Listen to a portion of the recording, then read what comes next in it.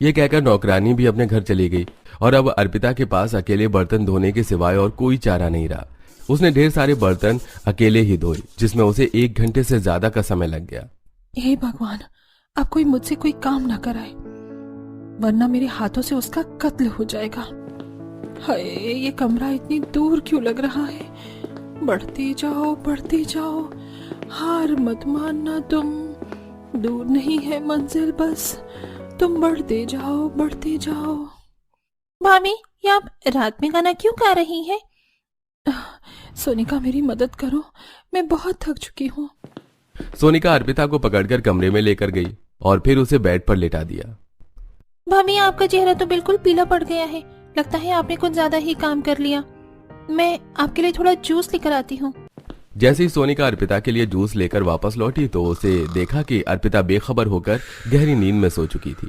ये देखकर सोनिका ने वापस से जूस को फ्रिज में रख दिया और अपने कमरे में चली गई। फिर अगले दिन, रश्मिका बहू, कल जो अर्पिता बहू ने खाना बनाया था उसका तो कोई जवाब ही नहीं था। गोपाल के खाने में वो जादू नहीं जो अर्पिता के हाथ से बने खाने में है। मैं तो सोच रही हूँ कि अब गोपाल को छुट्टी देकर अर्पिता बहू से ही रोज खाना बनवाऊं। हाँ बिल्कुल माँ जी, फिर तो हमें रोज रोज इतना अच्छा खाना खाने को मिलेगा। मैं तो सोच रही हूँ कि आज अर्पिता से खाने में क्या बनवाया जाए। ये सब अर्पिता कमरे के बाहर से सुन रही थी। अरे नहीं, माँ जी और जेठानी जी तो मेरी आरती उठवाने की योजना बना रही हैं। अब मैं क्या करूँ? अर्पिता खड़ी हुई घबरा रही थी कि तभी वहां प्रीति और आरुष पहुंची। चाची जी, मुझे पिज्जा खाना है, आप मेरे लिए पिज्जा मंगा दो ना। चाची, मुझे भी पिज्जा और बर्गर फ्रेंच फ्राइज खाने हैं, वो भी कोल्ड ड्रिंक के साथ। इस परिवार के तो बच्चे भी पूरे नांदुग हैं, लेकिन कोई बाट नहीं है। बाहर से इनके लिए ये सब मंगा दूंगी। ठीक है बच्चों, मैं अभी गोपाल जी से कहकर तुम्हारे लिए ये सब मंगा देती हूँ। नहीं अर्पिता, मेरे बच्चे बाहर का कुछ नहीं खाएंगे। पता नहीं बाहर किस तरह से खाना बनाया जाता हो। तुम ऐसा करो, पहले इन दोनों को बर्गर, पिज्जा और जो भी ये कह रहे हैं वो बनाकर दे दो, उसके बाद खाना बना लेना।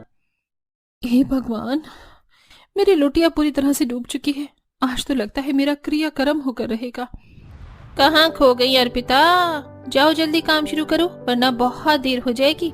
और हाँ, आज गोपाल नहीं है, इसीलिए सारा खाना तुम्हें ही बनाना होगा।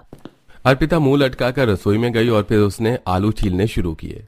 पहले तो सारा खाना शेफ से बनवाती थी और अब शेफ की जगह मुझे बलि का बकरा बना रखा है। अरे एक दिन खुद इतना सारा खाना बनाकर देखें तो पता चलेगा।